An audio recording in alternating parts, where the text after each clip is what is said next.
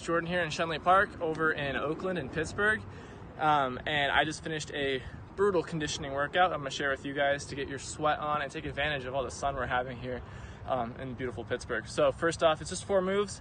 The first one being a sprint.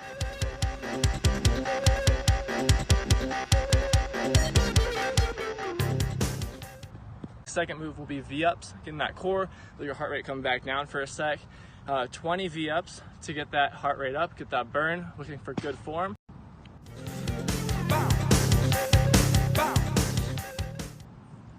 That third move is going to be our broad jump, and I put a little twist on it. I put a frog push-up in there between every single broad jump, make it a little more animalistic, a little more hip stretching and full body movement, a little bit of strength, but not too much since today's a conditioning day.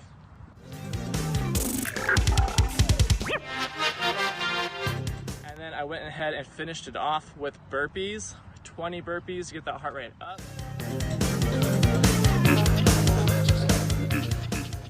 Oh yeah, for that broad jump, just think you want to do a 50-meter sprint line or maybe a quarter of our soccer field here. All right guys, so for the sprint, like I said, I want a little bit of cutting, a little bit of more athletic movement, some agility. So being a former football player, I was defensive end. I love my 3-point stance. So I'll get down on the circle, have my hand back, ready to block those L's, and then I get up and I blast off, and I'm blocking those L's as I run off to the other end, blocking those L's. I'm gonna get low, touch the ground, come back. Every time, I want you changing those levels. So a good way, if you have a basketball court, you can always start in the corner, run to the key, and then kind of work your way up to the free throw line, up to the top of the key, to the 3-point line, and back, all the way back into the corner. Or just draw some chalk lines and go ahead, touch the line, run back, touch the line, run back, in and out, in and out. 3 or 4 different changes of direction. That way you can really get the benefit of that prolonged being heart rate up and explosive movement, slowing down and speeding back up.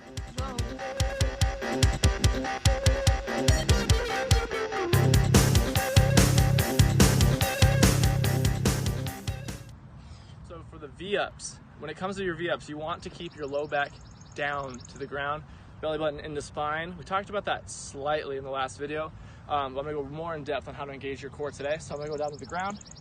When you think about engaging your core, I'm gonna do a dead bug position. So my back is touching the ground, my chest is elevated, my hips are up. The only thing that's on the ground is my low back here. There's no space to put any hands underneath, and my core is feeling a workout right here, just staying here, this dead bug. So this is something to practice. If you can't engage your core yet, try to get some elevation here, try to little rock on that low back to feel what it's like to work those abs and to engage them properly. And then you can try modification up to that V-up.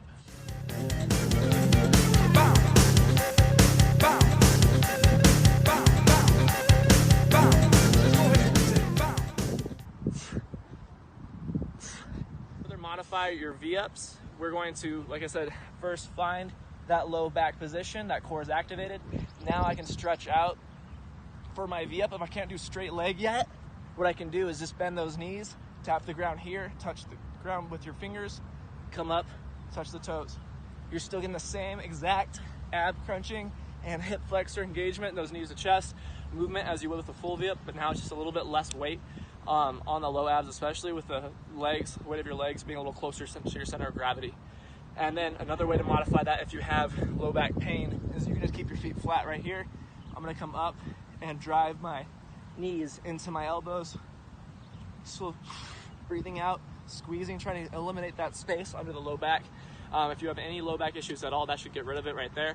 And then of course you need to start stretching more. That way we can, and building up that strength, that way we can do the full V-up eventually as a goal. All right guys, so a broad jump first off. You wanna think about getting into a squat position, getting those arms back. So you're gonna swing with your arms. It's a total body explosive movement. So I'm gonna swing and breathe out and jump forward. So that's a broad jump. Now the frog push-up in there, a little different. I'm gonna get down to the ground. I'm gonna have like a bear crawl stance, so my knees are almost touching the ground. I can feel my quads engaged, working a little bit here. And then I'm going to kind of look between my fingertips, face those elbows together like you would in a regular push-up, bring the face to the ground, come up. And then from here, I'll jump up and hit that broad jump.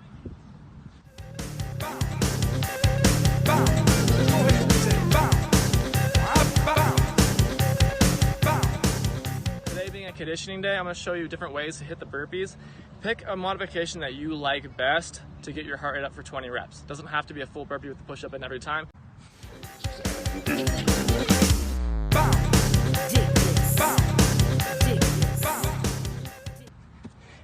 Alright guys, so to modify your burpee, first a full burpee modified for strength. And instead of coming down and hitting a toe push-up, we're gonna go ahead and take it to your knees. So you have a knee push-up, jumping up, touch the sky, going right back down, knee push-up, jump up, touch the sky. I took a little slower there that we can see the motion, but if you don't need to slow it down, you can go really fast, still get the heart rate up from those knees. If you should not be doing push-ups today, or let's say you hit a chest day and then you're planning to hit your conditioning day next, we can do half burpees, or I'll show another one in there, a grasshopper burpee. So the half burpee here, we're coming on down, no push-up, getting the heart rate up, jumping up, moving quickly, hitting a high plank every time. Making sure that you really feel it in your abs. Every time you hit that plank, that you're getting a good second stance in that plank position. Because you're not hitting that push-up, you can move a lot faster, get those 20 reps, get that heart rate up without need of using your chest muscles for that strength there. You might like for your burpees, it's called a grasshopper burpee or mountain climber burpee. So we're going coming on down. We're gonna hit a little twisting mountain climber, come right back up, right back down, twist, come right back up. So I hit that to still get my heart rate up, get that conditioning effect, a little more ab work, a little more time between those reps. That way, if you're not hitting push-ups, it's a good modification for you if you like. All right, so after a good track and field workout like today, a lot of cutting, a lot of sprinting, a lot of ballistic short movement, we want to make sure we're stretching out. So I'm gonna show you one stretch to take with you. Go down to the ground. We have a pigeon pose, or a runner's or sprinter stretch. There's a couple different ways to emphasize different muscles in this stretch. For me, I'm gonna emphasize my hip, the glute medius. So I'm actually gonna sit up pretty tall and sit most of my weight into that hip that I'm sitting on. And I'm gonna feel a stretch right next to my butt or my hips on the outside. If you wanna feel more of a stretch up on the leg, a little more internally, you're gonna go ahead and lean forward a little bit. Now we're gonna get a little bit more of IT band stretch and a little bit more down into the other parts of the leg if you're feeling tight. And of course, the more you lean forward, the more that stretch is gonna travel just through that inner thigh too and outer thigh. I wanna hit both sides, making sure that you're just slowing down that heart. So I have a little more flexibility on this side. I'm gonna sit into this hip, reach on up, kind of enjoy that stretch. And then to finish it out, I'm just gonna sink on down, and I'm still trying to emphasize the glutes coming back as I settle on in.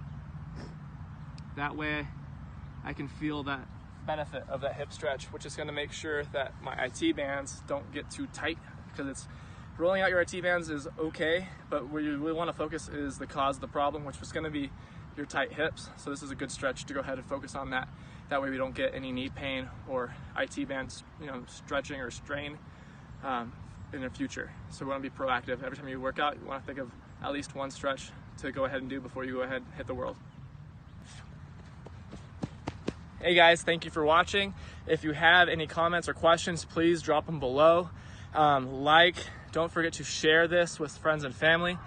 Go ahead, do the workout. Let me know how it is, DM me, or drop another comment. Just let me know how the workout was. If you had anything that maybe you need modifications for in the future that I can go ahead and more in depth about. And then find me on Instagram, JRidingFitness. Drop it down below. And then you guys have a great rest of your day. Don't forget to get moving. Let's get our bodies moving. Let's get a little stronger, yeah?